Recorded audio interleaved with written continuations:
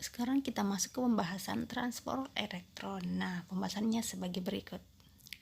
Sistem transport elektron ini berlangsung di dalam membran dalam mitokondria, di mana hidrogen dari siklus Krebs yang bergabung dalam FADH2 dan NADH itu diubah menjadi elektron dan proton.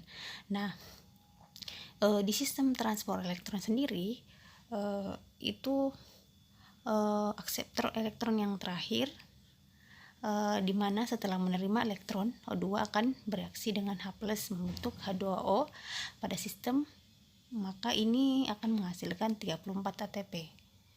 Nah, secara tidak langsung reaksinya seperti ini ya. Di glikolisis dihasilkan 2 NADH2 di mana 1 NADH akan menghasilkan 3 ATP, berarti 2 dikali 3 sama dengan 6 ATP. Sementara ATP sendiri dihasilkan pada proses glikolisis yaitu 2 ATP. Reaksi antaranya itu 2 NADH2 sama dengan 6 ATP. Di siklus Krebs dihasilkan 6 NADH2, berarti 6 dikali 3 sama dengan 18 ATP. Kemudian ATP sendiri pada siklus Krebs dihasilkan 2 ATP. Kemudian ada juga 2 FADH 1 FADH menghasilkan 2 ATP. Jadi 2 dikali 2 sama dengan 4 ATP. Jadi total keseluruhan yang dihasilkan adalah 38 ATP. Energi yang terbentuk dari peristiwa glikolisis dan siklus Krebs ada dua ya. Pertama dalam bentuk ikatan fosfat bertenaga tinggi yaitu ATP, dan juga ada GTP, gunasonin trifosfat. Energi ini merupakan energi siap pakai, langsung dapat digunakan untuk berbagai keperluan. Selanjutnya kedua yaitu dalam bentuk sumber elektron yaitu NADH atau nikotin adenin dinukleotida hidrogen, dan FAD atau flavin adenin dinukleotida yakni dalam bentuk FADH2. Kedua macam ini sumber elektron ini akan dibawa ke sistem transport elektron. Nah, proses atau rantai transport elektron sangat kompleks. Pada dasarnya, elektron dan H+ dari NADH dan FADH2 dibawa dari satu substrat ke substrat yang lain secara berantai.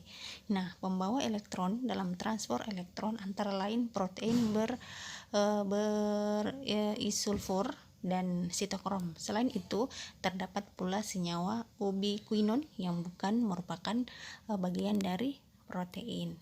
Setiap kali dipindahkan, energi yang terlepas digunakan untuk mengikat fosfat anorganik atau PI ke molekul ADP sehingga terbentuk ATP.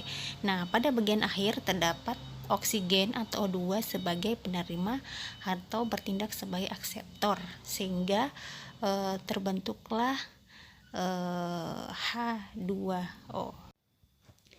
Pada gambar ini, saya akan menjelaskan bagaimana proses transfer elektron yang berasal dari molekul NADH dan yang berasal dari FADH2. Nah, proses transfer elektron yang berasal dari molekul NADH akan menghasilkan elektron pada kompleks protein 1. Peristiwa ini membebaskan energi yang memicu dipompanya H+ dari matriks mitokondria menuju ke ruang antar membran. NADH yang telah kehilangan elektron akan berubah menjadi NAD+, di mana elektron akan diteruskan lagi ke ubiquinon, kemudian elektron diteruskan pada kompleks protein 3. Hal ini akan memicu dipompanya H+ keluar menuju ruang antar membran. Elektron akan diteruskan ke sitokrom C. Kemudian elektron akan diteruskan pada kompleks protein 4. Hal ini juga akan memicu dipompanya H+ keluar menuju ruang antar membran, di mana elektron ini kemudian akan diterima oleh molekul O2 yang kemudian berikatan dengan 2 ion H+, membentuk H2O. Bila dihitung transfer elektron dari berbagai macam protein yang tadi ya, memicu dipompanya 3 ion H+ keluar menuju ruang antar membran. Jadi H+ atau proton tersebut akan kembali menuju ke matriks mitokondria melalui enzim yang disebut sebagai ATP sintase. Nah, lewat H+ pada ATP sintase akan memicu enzim tersebut membentuk ATP secara bersamaan karena terdapat 3 H+ yang masuk kembali ke dalam matriks mitokondria. Maka terbentuklah 3 molekul ATP.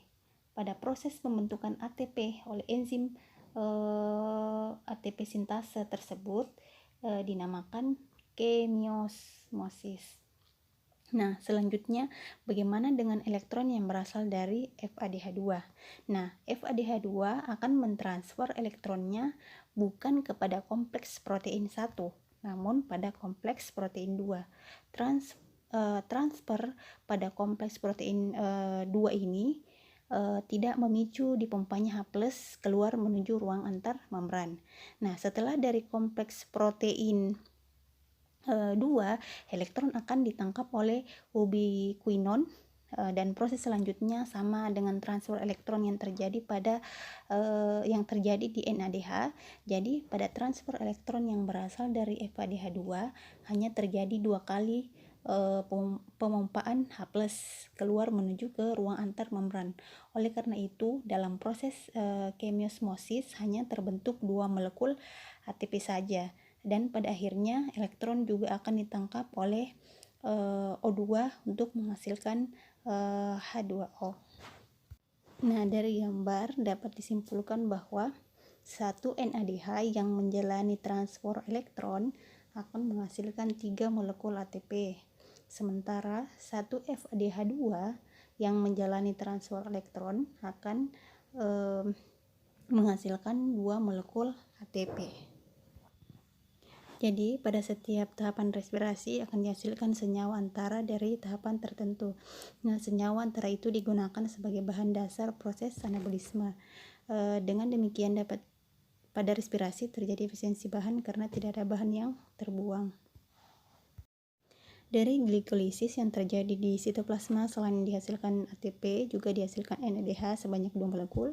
Jika berlangsung metabolisme aerobik, maka NADH akan melintasi membran mitokondria dan memasuki tahapan rantai transfer elektron.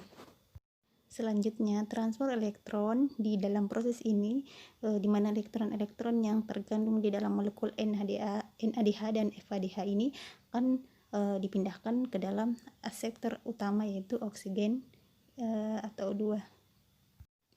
Pada akhir ini yaitu di mana dua proses ini, elektron yang terdapat di dalam molekul NADH akan mampu untuk menghasilkan 3 buah molekul ATP, sedangkan elektron yang terdapat dalam molekul FADH akan menghasilkan 2 buah molekul ATP. Nah, kita sudah berada pada akhir kesimpulan bahwa secara keseluruhan reaksi respirasi seluler menghasilkan total 38 ATP dari hasil pembongkaran 1 molekul glukosa. Nah, mungkin timbul pertanyaan bahwa ada berbagai sumber yang mengatakan jumlah akhir ATP yang dihasilkan ada 36 dan ada juga mengatakan 38 ATP. Nah, yang benar yang mana? Sebenarnya kedua-duanya benar.